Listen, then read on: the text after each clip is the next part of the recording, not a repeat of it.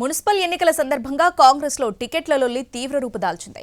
అర్హులకు పార్టీ టికెట్లు ఇవ్వడం లేదంటూ అసమ్మతి నేతలు ఆరోపిస్తున్నారు. కొందరు సూసైడ్ ప్రయత్నాలు చేయగా మరికొందరు ఇండిపెండెంట్ గా బరిలోకి దిగుతున్నారు.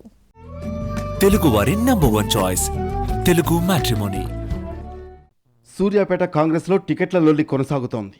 25వ వార్డులో టికెట్ అర్హులకు కాకుండా ఇతరులకు ఇస్తున్నారంటూ అసమ్మతి నేతలు ఆరోపిస్తున్నారు. డీసీసీ కార్యాలయం ఎదుట అసమ్మతి నేత కోడి శివ ఒంటిపై పెట్రోల్ పోసుకుని ఆత్మహత్యాయత్నం చేయగా అనుచరులు అడ్డుకున్నారు. ఆదిలాబాద్ జిల్లా కాంగ్రెస్ పార్టీలో మున్సిపల్ టికెట్ల పంచాయతీ మరింత ముదిరింది. నియోజకవర్గ ఇన్ఛార్జ్ కంది శ్రీనివాసరెడ్డి వర్గానికి చెందిన పలువురు నాయకులకు టికెట్లు దక్కలేదు. వారి స్థానాల్లో పాత కాంగ్రెస్ సీనియర్లకు టికెట్లు ఖరారు చేసింది. జగిత్యాల మున్సిపల్ ఎన్నికల సందర్భంగా కాంగ్రెస్ పార్టీలో టికెట్ వ్యవహారం ఉద్రిక్తతలకు దారితీసింది. 16వ వార్డు ఎస్సీ జనరల్గా రిజర్వ్ కావడంతో ఆ వార్డుకు చెందిన బొల్లి శేఖర్ కౌన్సిలర్గా పోటీ చేసేందుకు నామినేషన్ దాఖలు చేశారు.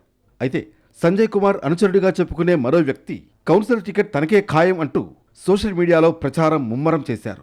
తీవ్ర మనస్తాపానికి గురైన బొల్లి శేఖర్ జీవన్ రెడ్డి నివాసమైన ఇందిరాభవన్ ఎదుట డీజిల్ పోసుకుని ఆత్మహత్యాయత్నం చేశారు.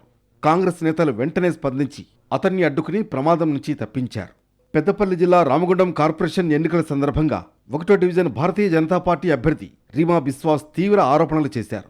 తనతో పోలీసులు బలవంతంగా నామినేషన్ను విత్డ్రా చేయించారని ఆరోపించారు. అలాగే బీజేపీ పార్టీ నాయకులతో కలిసి రామగుండం పోలీసు అధికారులకు ఫిర్యాదు చేశారు. రామగుండం లాంటి కార్పొరేషన్లో నామినేషన్లు విత్డ్రా చేయించి బెదిరించేటువంటి విష సంస్కృతి కాంగ్రెస్ పార్టీ, కాంగ్రెస్ ఎమ్మెల్యే డైరెక్ట్గా బెదిరించి ప్రజాస్వామ్యం గురించి మాట్లాడుతున్నటువంటి నాయకులు ఇవాళ మొత్తం ఎలక్షన్స్ని వాళ్ళ సొంత ఆలోచనగా, సొంత వ్యవహారంగా ఇలా కాంగ్రెస్ పార్టీ వ్యవహరిస్తారు. ఈ క్రమంలోనే పోలీస్ కమిషనరేట్లో ఏసీపీ శ్రీనివాస్కు రాతపూర్వకంగా ఫిర్యాదు చేశారు. కాంగ్రెస్ పార్టీ ఎమ్మెల్యే రాజ్ ఠాకూర్ మక్కాన్ సింగ్ తన అనుచరులు, గూండాలు, రౌడీలతో తమ అభ్యర్థిని బెదిరిస్తున్నారని బీజేపీ రాష్ట్ర ఉపాధ్యక్షుడు కాసం వెంకటేశ్వర్లు ఆగ్రహం వ్యక్తం చేశారు.